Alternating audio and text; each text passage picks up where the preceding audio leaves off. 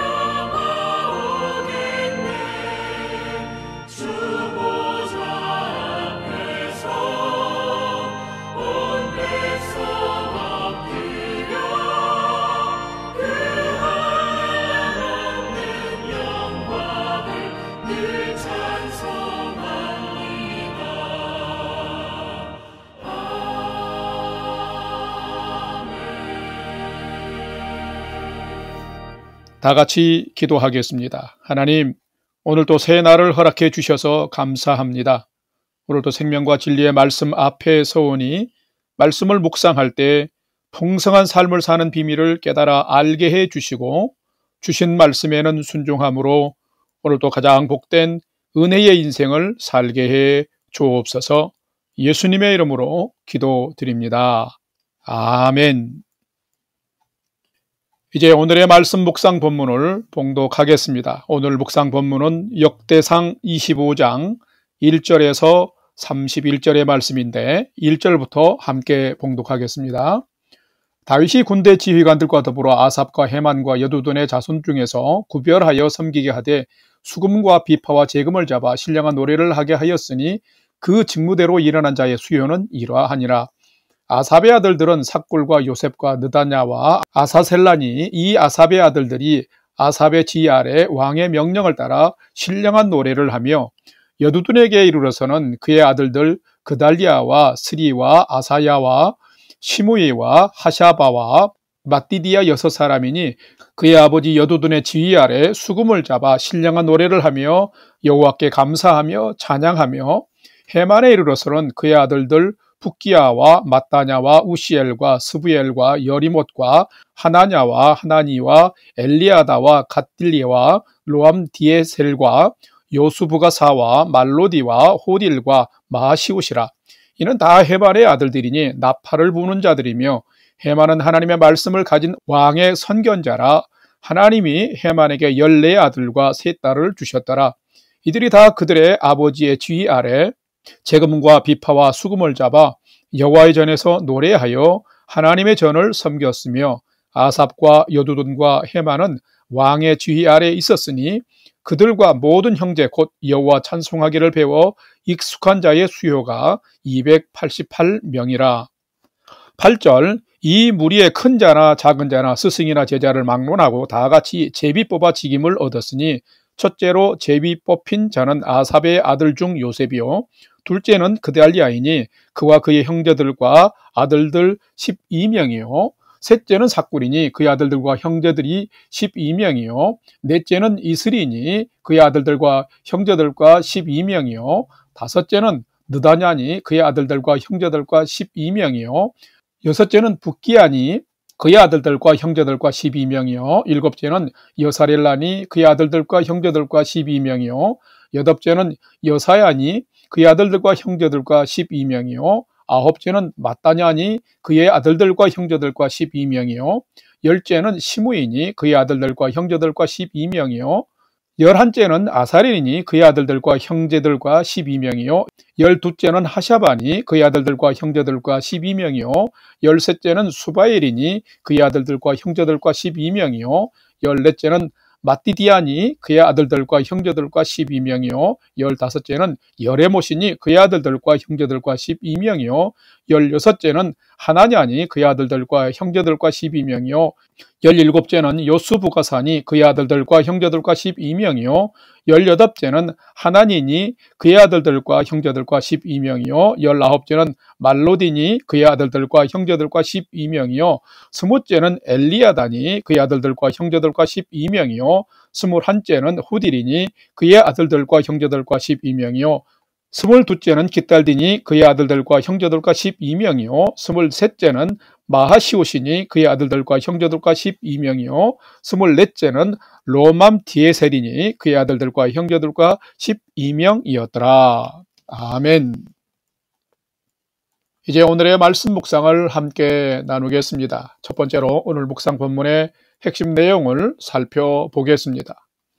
오늘은 역대상 25장 1절에서 31절 말씀을 묵상합니다. 하나님을 경외하는 왕 다윗은 성전을 건축하고 싶었지만 하나님께서는 많은 전쟁을 하면서 피를 많이 흘린 다윗 시대에는 허락하지 않으시고 평화 곧 샬롬의 시대인 아들 솔로몬 시대에 성전 건축이 이루어질 것을 약속하셨습니다. 다윗 왕의 입장에서는 매우 아쉬운 일이었지만 하나님의 뜻을 따르면서 대신 성전 건축을 최선을 다해서 도왔습니다.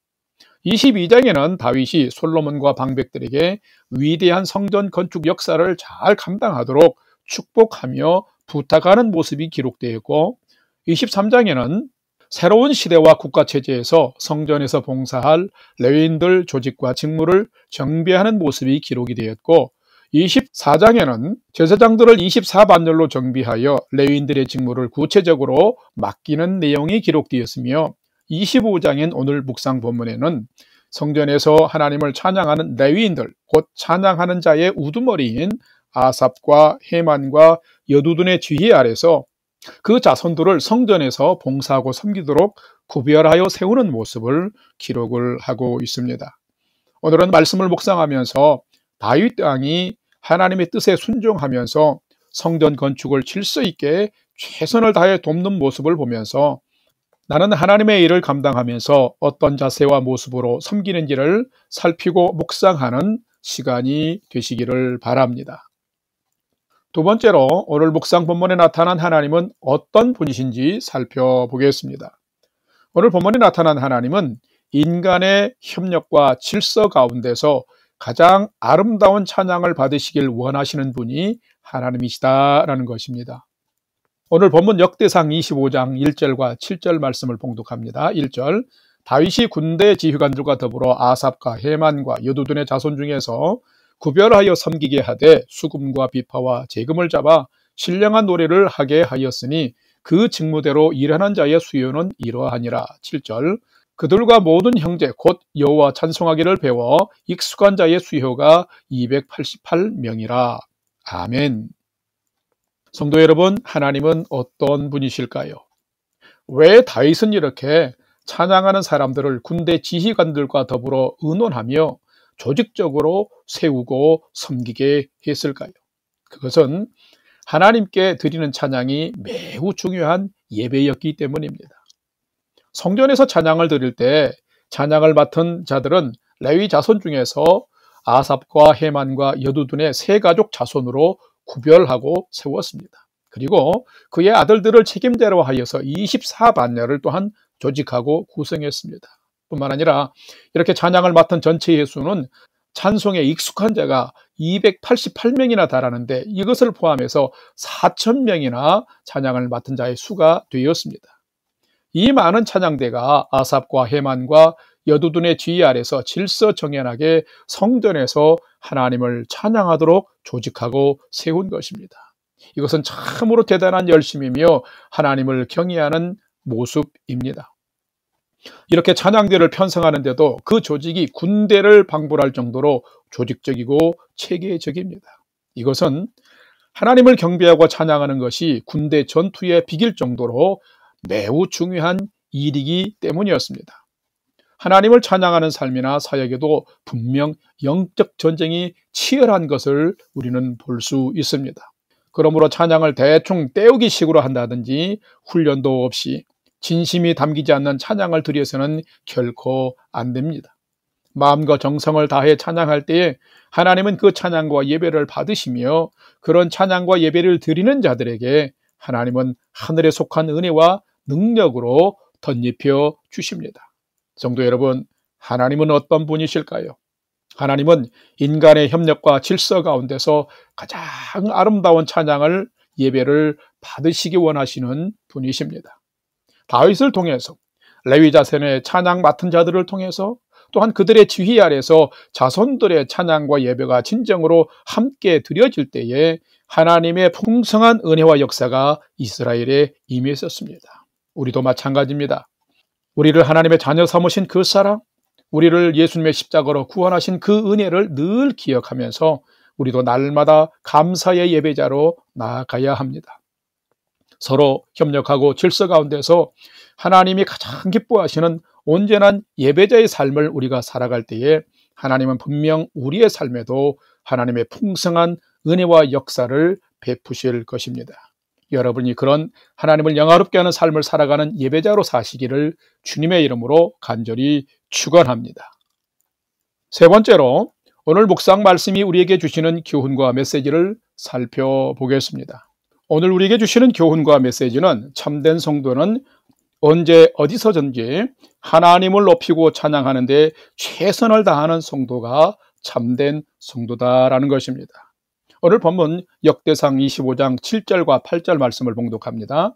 7절, 그들과 모든 형제 곧 여호와 찬송하기를 배워 익숙한 자의 수요가 288명이라. 8절, 이 무리의 큰 자나 작은 자나 스승이나 제자를 막론하고 다 같이 제비 뽑아 직임을 얻었으니. 아멘. 참된 성도는 어떻게 사는 성도일까요? 참된 성도는 분명 하나님을 높이고 찬양하는 데 최선을 다하는 성도입니다. 오늘 본문을 보면 찬양대의 조직과 직무가 모두에게 균등하고 조화롭게 분배된 것을 볼 수 있습니다. 그런데 모두가 자기 자신의 위치에서 최선을 다하는 모습을 볼 수 있습니다. 1절에서 7절 말씀을 보면 하나님을 찬양함에 있어서 아삽과 자손들은 아삽의 지휘 아래서 신령한 노래를 불렀고 여두둔과 그 자손들은 여두둔의 지휘 아래서 수금을 잡고 신령한 노래를 불렀으며 헤만과 그의 자손들은 헤만의 지휘 아래서 하나님 말씀을 선포하고 나팔을 불며 하나님의 전에서 섬겼습니다.